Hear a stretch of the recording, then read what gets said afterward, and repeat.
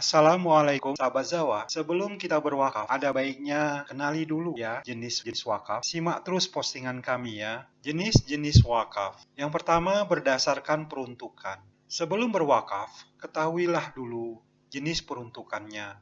Apakah wakafnya untuk kepentingan suatu golongan saja atau untuk kepentingan masyarakat luas. Yang kedua adalah berdasarkan jenis harta, yaitu apakah benda tidak bergerak, ataukah benda bergerak selain uang, ataukah benda bergerak berupa uang. Yang ketiga berdasarkan waktu.